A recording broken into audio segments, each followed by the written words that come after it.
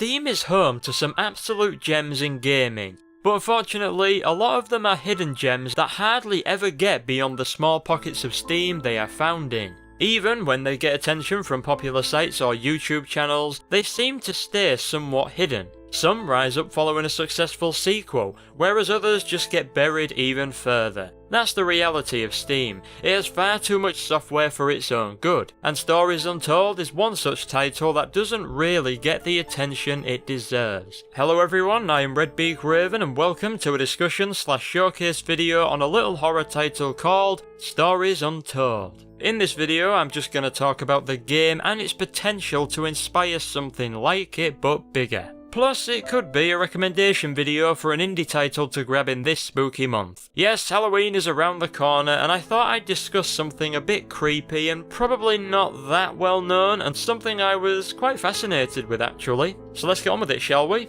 Now, if Steam Spy is anything to go by, Stories Untold isn't that popular by any stretch, but it's not doing too bad with it having over 150,000 owners. That's pretty good for a game of this type, I imagine, but I still don't think this gets enough attention, and that can be understandable due to it being a kind of acquired taste. That, and it is essentially a horror game, they just don't have the fanbase of RPGs and first-person shooters. Actually, Stories Untold is a multi-genre experience, so you'll find puzzle, sci-fi and horror mashed together in this. But I'm gonna focus on the horror side of things, which I'd say, apart from the puzzle side, is the most prominent genre present. The game is all about the story, minus the puzzles, which is presented in an intriguing and rather unique way. What also doesn't, but does help, is its fairly vague store page and website. However, that is the intention. You're supposed to go into this blind, which can't have helped reviewers out very much and probably won't help me for this video.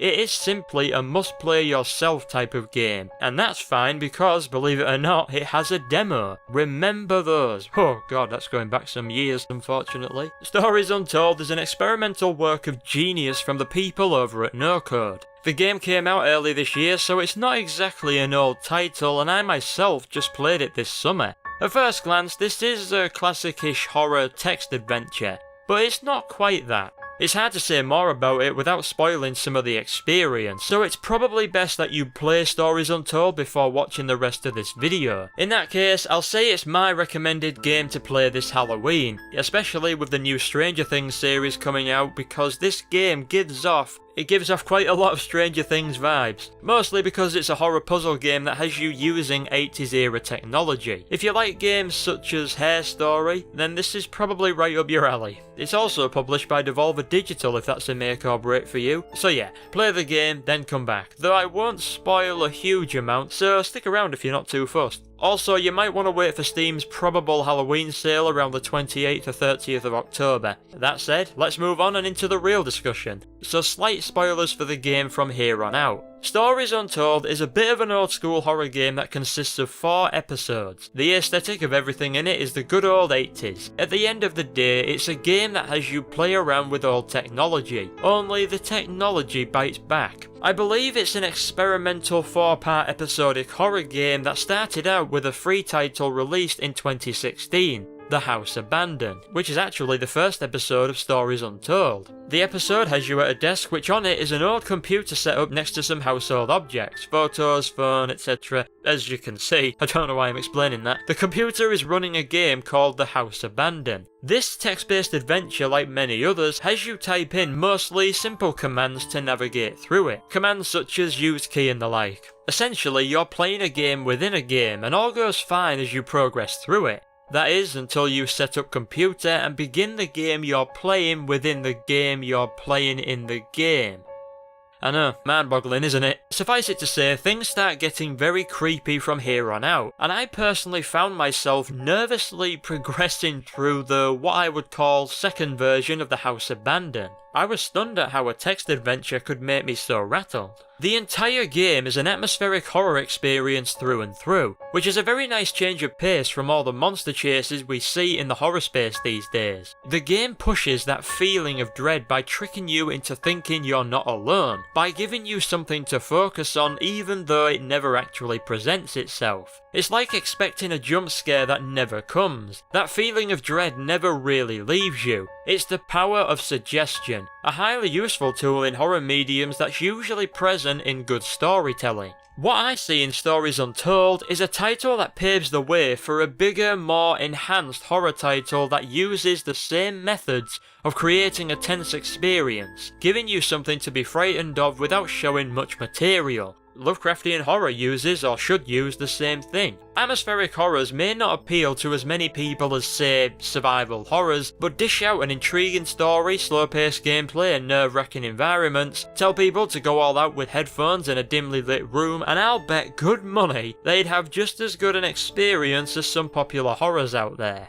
The second episode takes you to a laboratory, and you play as a volunteer who is tasked with carrying out an experiment. The first half of this has you interact with lab equipment while referring to a guide on a nearby computer. Eventually, you end up playing yet another creepy text adventure. Basically, what is happening in these text-based adventures is that what's happening in the game you're playing in the game, bear with me, is happening around you. Though this takes a turn in the third episode. In the third, you are located at a weather station in the middle of nowhere, and you have to mess around with frequencies and input codes while referring to a guide on a microfilm. Eventually, you end up outside and are wandering the freezing cold landscape of Greenland in search for a couple of generators and a switch. Without saying too much, the end leaves you wanting more. The fourth episode is what ties all of these other episodes together. Before that, the only connection they had with each other was names and voices. The fourth episode merges all of what you were doing in the previous ones together. You'll find yourself playing an alternate version of the house abandoned, playing with lab equipment much like you did in the second episode, and messing around with frequencies and such at the weather station again. Eventually, you find yourself wandering around a quite eerie hospital. Even though I knew there was no one there in this segment of the game, even though I knew this wasn't a highly scary title with chase scenes and jump scares, the experience was still hair-raising.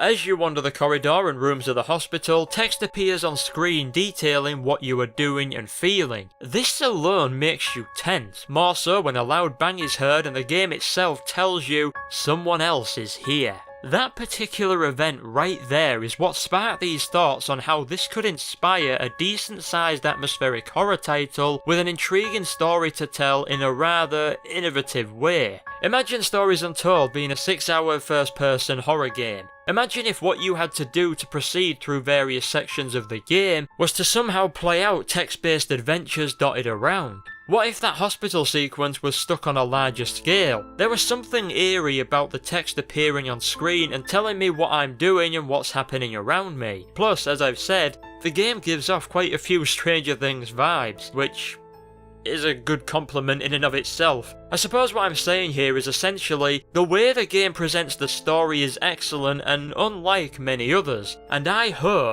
wish for this to serve as a bit of inspiration for future horror games. The experience I'm imagining is just one particular event that could happen in such a game. You're walking down a corridor which ends up splitting into two directions. The text on screen states, you approach a two-way section of the corridor. You are not sure which way to go, left or right.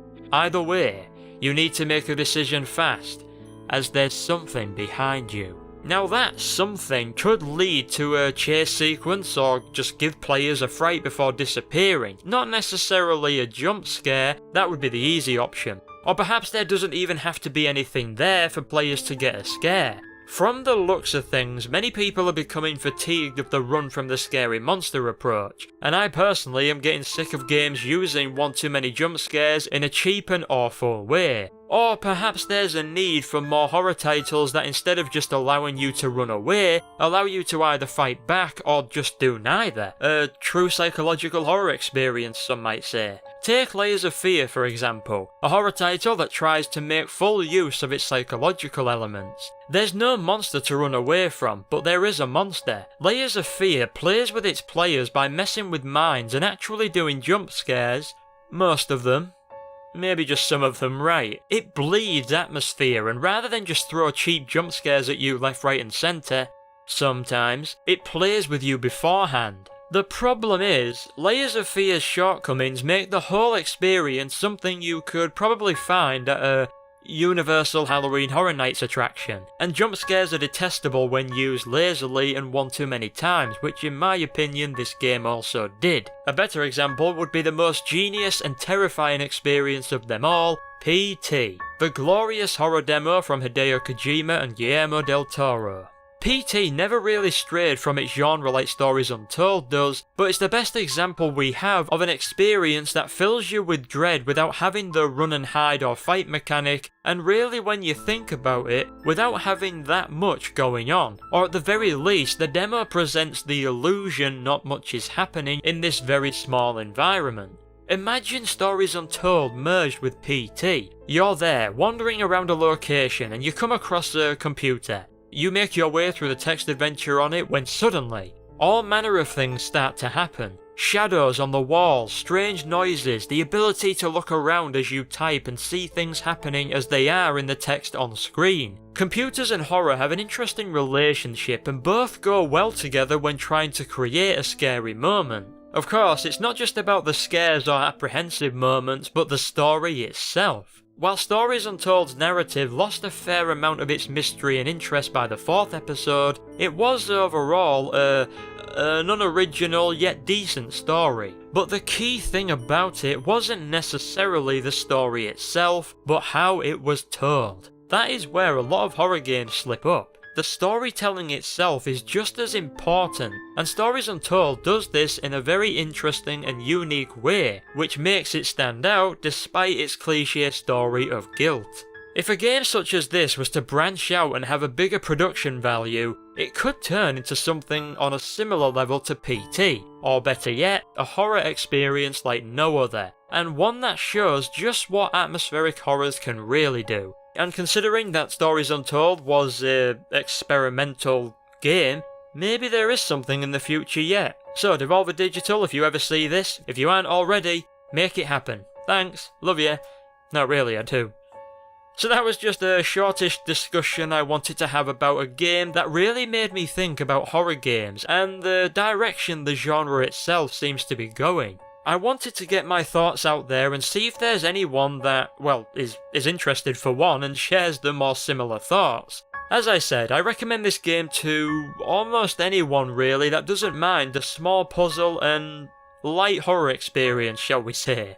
Truth be told, I'd probably ask any gamer to give it a whirl and pass on their thoughts. So, what do you think? Is this something that interests you? Have you already played this, and what do you think about it and my thoughts on it? This is my Halloween recommendation for this year, but do you have your own? Let me know what's on your mind in the comments below and I'll be sure to give them a read. So, hit the like button if you like this video. You can also follow me on Twitter or like me on Facebook. Links to those you will find at the bottom of the description. Anyways, thank you so much for watching. That's all from me. So until next time, I'll see you soon.